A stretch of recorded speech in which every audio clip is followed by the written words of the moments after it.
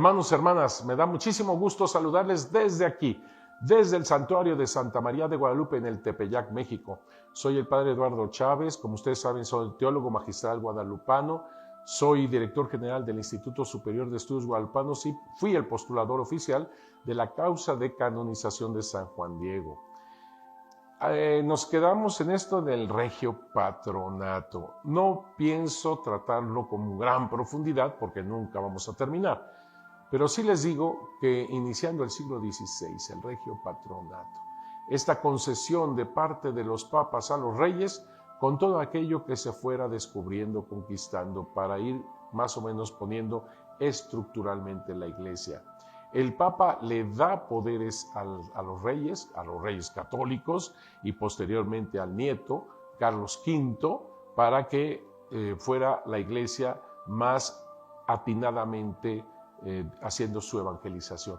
Porque los que son punta de lanza eran los países que iban descubriendo, las naciones que iban descubriendo más y más territorios donde no sabían de Jesús. Ellos eran el punto de lanza. Ellos sabían cómo estaban los ríos, las montañas y todo eso, por ir descubriendo, conquistando todo esto.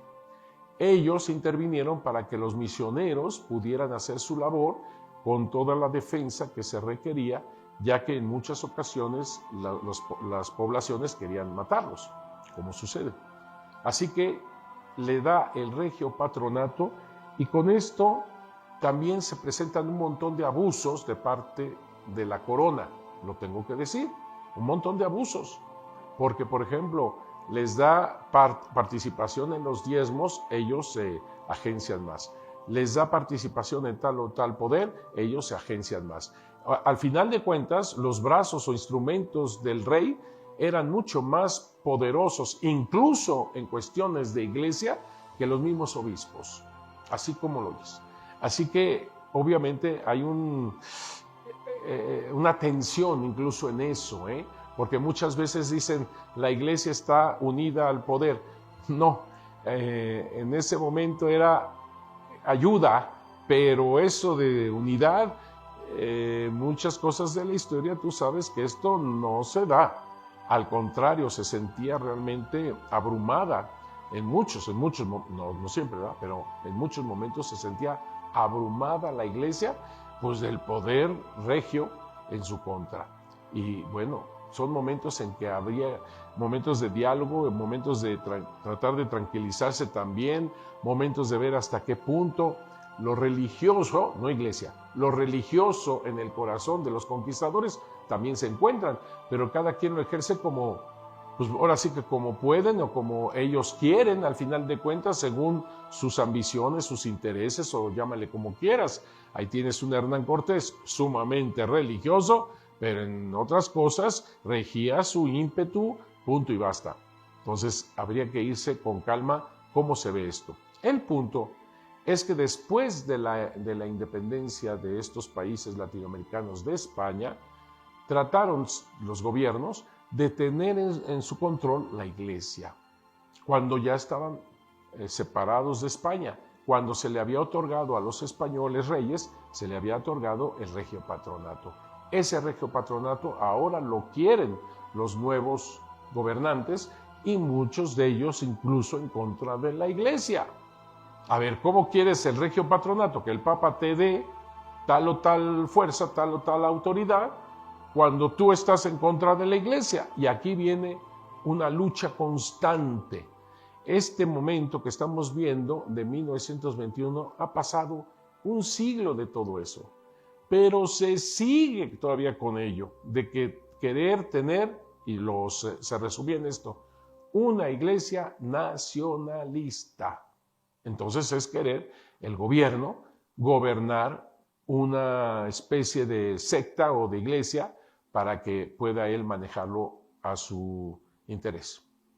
Este es el problema. O sea, al final de cuentas no quieren unirse al Papa, ¿verdad? Quieren hacer una iglesia nacionalista.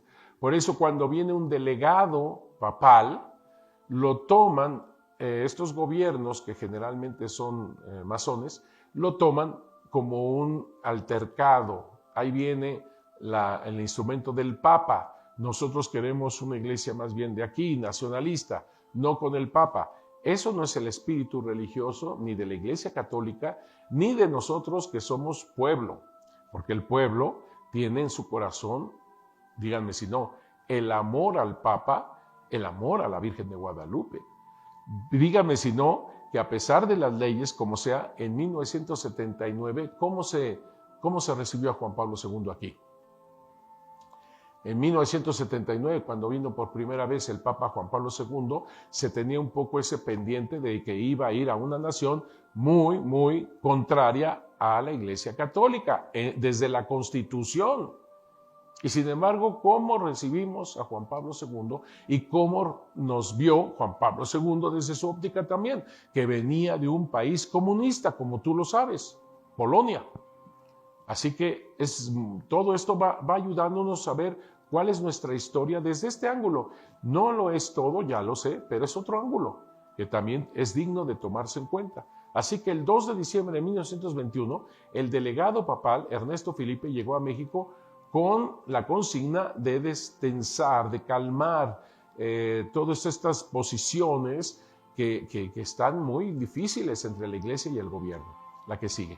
El Papa Pío XI, Achille Damiano Ambrogio Ratti, Papa de la Iglesia Católica del 6 de febrero de 1922 al 10 de febrero de 1939. Fíjate las fechas, por favor, fíjate las fechas. De febrero de 1922, o sea, no le tocó el momento tan cruel, tan terrible y tan portentoso del bombazo del atentado en contra de la Virgen de Guadalupe. No le tocó. Pero sí le está tocando este tiempo tan adverso aquí en México. Si te fijas, todo lo que hemos hablado y cómo sigue la persecución tan terrible en contra de la Iglesia. Y después va a ser abiertamente terrible en 1926. Eso le tocó, mira, termina hasta 1939. O sea, le tocó la guerra cristera en México. Este Papa es uno de los más grandes pontífices a favor de la Iglesia, obviamente, a favor de la paz, pero a favor de la Iglesia, y da un ánimo y una fortaleza y unas oraciones y las pide universalmente para México. Este Papa, la que sigue, por favor. Pero no iba a ser fácil, no. El 1 de mayo de 1922, unos obreros atracaron la casa de la ACJM. Sigue. En San Nicolás en Cárcere, en ese tiempo, fíjate qué interesante que haya sido en ese tiempo, mientras tanto la Academia Mexicana de Santa María de Guadalupe promovió la coronación de la imagen de la Virgen de Guadalupe que se encuentra en San Nicolás in Carcere, en Roma, lo que se lograría el 25 de enero de 1925, pero ya desde el 22 se está tratando de que haya esta coronación a esta imagen. Claro, viene de toda esa inercia de la coronación pontificia de la imagen de la Virgen de Guadalupe en 1895. Así que en el 22 se lucha para que esta imagen sea coronada pontificiamente. Esta imagen que tiene de extraordinario también, de que a finales del siglo XVIII, y está consignado, esta imagencita pequeña hizo un milagro. Movió los ojos de un lado para otro varios días, varios testigos, hay cartas sobre eso, hay manuscritos sobre eso, hay notarios sobre eso. Bien interesante ese milagro que se da en la imagen de Santa María, de Santa María de Guadalupe en San Nicolás in Carcere. Para que tú te ubiques, ahí está la fachada, para que tú te ubiques, esta parroquia en Roma se encuentra delante de lo que sería aquel vestigio de la boca de la Verità. ¿Te acuerdas aquella boca redonda, esta, digamos, gran losa de mármol, de piedra, donde tú metes la mano en la boca de aquel que está ahí?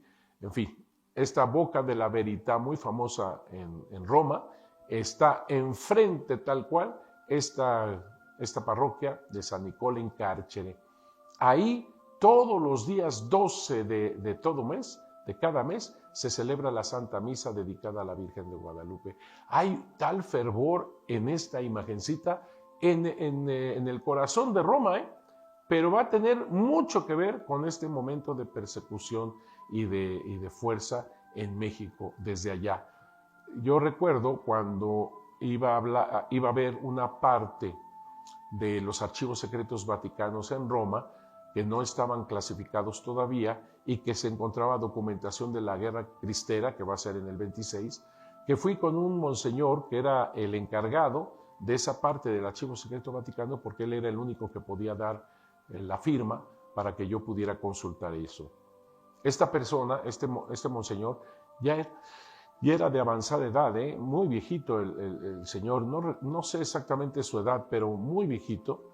Fui con él, le dije de lo que se trataba, de que iba a ver lo de la persecución religiosa en los archivos secretos vaticanos, y él, por supuesto, me extendió de puño y letra el permiso, pero además lo vi emocionadísimo, porque este señor, te estoy hablando del año 1992, 93, por ahí así. Este señor me decía que de niño, en el kinder, junto con sus amiguitos, los llevaban de la manina, como dicen ellos, de la manina, ante el Santísimo, y todas estas criaturas de 4 o 5 años, hincaditos, rezando por México, porque era el momento de la persecución. Y se emocionó el señor, este monseñor se emocionó cuando me lo estaba firmando todo aquello. Realmente no tenemos conciencia de toda la repercusión que es lo que estamos viendo en este momento, toda la repercusión a nivel mundial. Y claro que hubo esta repercusión a tal punto que la Virgen de Guadalupe ahorita se trata de coronar nada menos que en el corazón de Roma desde 1922. Como digo, se logrará en 1925, la que sigue. El 6 de octubre de 1922, Monseñor Emeterio Valverde, arzobispo de León, peregrina al Cerro del Cubilete.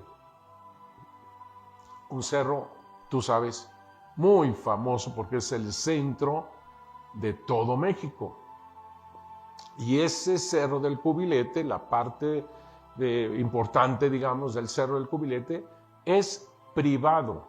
Lo compraron unos dueños, es privado, no es del gobierno. Peregrina al Cerro del Cubilete con 36 sacerdotes y 50,000 peregrinos, y renovó la proclamación del Sagrado Corazón de Jesús, Rey de México. ¿Qué tal? ¿Verdad que es muy interesante? La que sigue. ¿Cómo va teniendo fuerza este cerro, que va a ser muy importante porque ahí se va a edificar una escultura a Cristo Rey? Y se ve ya las peregrinaciones al centro, es el corazón de México. Para cada estado de la República Mexicana se determinó un sacerdote por número de habitantes, es decir, el gobierno dictaminó para Jalisco 5,000 habitantes, un sacerdote. Sonora, 10,000 habitantes, un sacerdote. Tabasco, 30,000 habitantes, un sacerdote. En Tabasco te aseguro que hubieran querido todo el estado sin sacerdotes, como se logró. La que sigue. Aquí tienes una fotografía de aquel entonces de lo que sería el recinto de la Basílica de Guadalupe. Logras ver cómo está el santuario, lo que nosotros llamamos como antigua Basílica de Guadalupe. Desde ahí voy a explicar alguna cosa. Vean a su mano derecha, es decir, arriba a la izquierda. Arriba a la izquierda. Arriba a la izquierda ven como un parquecito, una explanada con un parquecito. Actualmente en ese parquecito está una explanada del Bautisterio. Si tú logras ver un poquito ese parquecito, también se tiene la nueva basílica que tiene un poquito, agarra un poco ese parque. Vean por favor todo lo que está enfrente. Esas son vendimias, casas. Ve cómo está totalmente saturado, y el atrio, bueno, si es que puedes ver el atrio, ¿verdad? Pero el atrio es nada, es apenas cualquier cosita delante. Por eso cuando explotó la bomba en el 21, se rompieron los vidrios de aquel entonces, los vidrios que estaban alrededor. Ahora se entiende, porque alguna persona llegó aquí y dijo, ¿cómo va a ser un bombazo en la antigua basílica si yo veo las casas después del gran atrio que tiene la basílica? No, pero ve cómo estaban las construcciones así en ese momento. Si tú te fijas al lado del parque, en la parte de arriba, haz de cuenta que estás viendo la antigua basílica, haz de cuenta que estás viendo la cúpula, estoy refiriéndome a lo de arriba que se ve de la cúpula, hay casas tan cercanas, ¿verdad? Hay muchísimas casas. Precisamente una de esas tantas casas es donde es la casa sacerdotal actualmente en Allende 11, que se encuentra ya más hacia el cerro, más hacia allá, más hacia a mi derecha, más hacia el norte de lo que sería esta construcción. Ahí ves la del Cerrito, ahí ves el cúmulo de tumbas del Panteón del Cerrito, bajando, digamos, el cerro del Tepeyac por la parte hacia el Pocito, tú logras ver hacia el Pocito, a la parte baja, a la derecha, está el Pocito, solito, ¿lo ves? Bueno, esa es una calle. Si te fijas enfrente de él, es una calle, tal cual. Y no está tan solito porque esas casas en el entorno son el vecindario de ahí.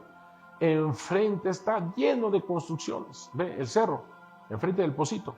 Ahí vas a lograr ver, así entre lo chiquito, una capilla que se llama Capilla de las Rosas, porque ahí enfrente del Pocito es cuando la Virgen de Guadalupe atajó a Juan Diego y le entregó las flores. Ve todo el cúmulo de casas que se encuentran ahí, que actualmente no hay nada de eso, sino es un verde, es un parque muy bonito.